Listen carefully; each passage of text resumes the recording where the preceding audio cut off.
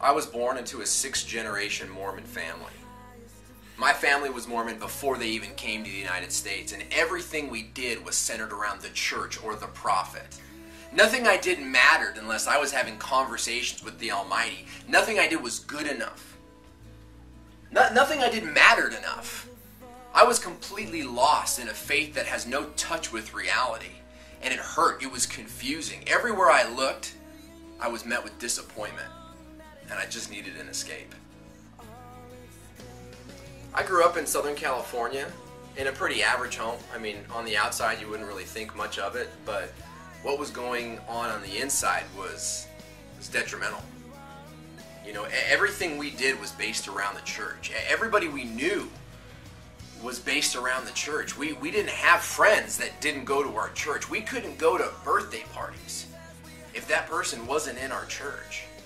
You know, I grew up to stories about be like Joseph Smith or be like the prophet.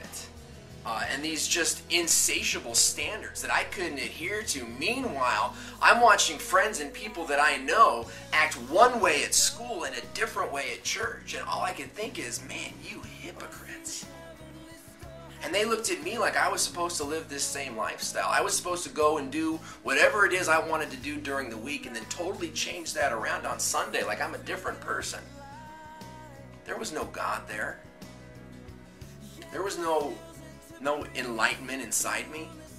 You know, all I knew how to do was to make people believe that I was little Mr. Perfect. They called him Peter Priesthood. Shirt and tie on Sunday, supposed to look happy as I could be, but inside I was crumbling. So going through that kind of upbringing was really confusing. You know, always trying to like live up to these unrealistic expectations, you know, and I just wasn't good enough. And, you know, things started piling up and the economy hit and I lost my car, I lost my job, I lost my girlfriend, and I didn't know what to do. So I figured, you know, it's time for me to pack up my bags and move to Utah, you know, because I'm going to go and I'm going to be the perfect Mormon. You know, I'm going to give up all the intellectual objections that I had to this faith, the faith that I grew up in, and I'm just going to go, I'm going to pack my bags, and I'm going to be the perfect Mormon. So I'm in Salt Lake City, right? Ready to just jump in head first into Mormonism, you know, and be the best Mormon that I can be. You know, I was ready to get all the facts. I wanted to look up the archaeological evidence, the geographical evidence, you know, everything that could validate Joseph Smith's claims. You know, my girlfriend says to me, hey, you need to check out this video. And it was a video called DNA versus the Book of Mormon. And I saw another one called the Bible versus the Book of Mormon.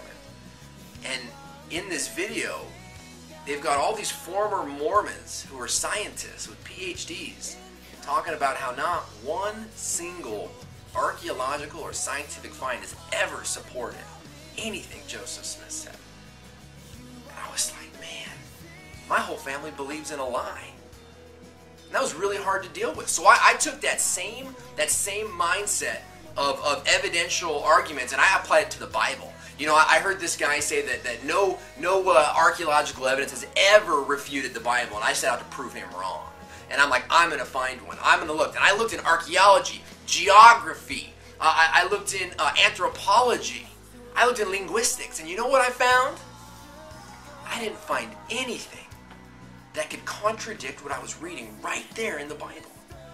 And it was like, I was free.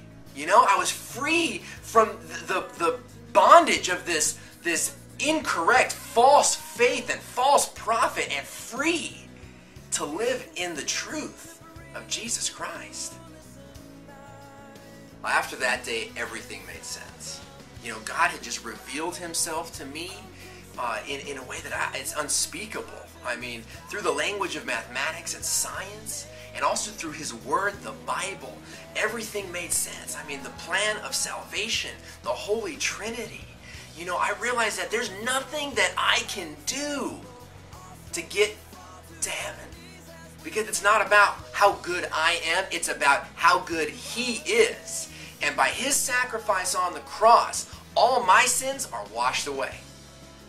And when I die, I know that I'm going to see him again and I'm going to meet him up in the clouds.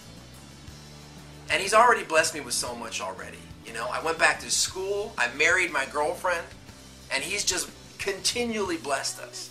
And I know that there's somebody out there right now who's thinking that they've got too many intellectual objections to Christianity and to Jesus and the Bible.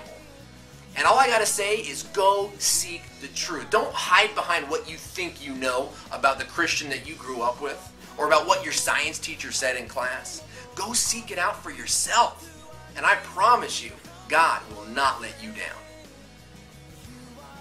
I'm Owen. This is my story. What's yours?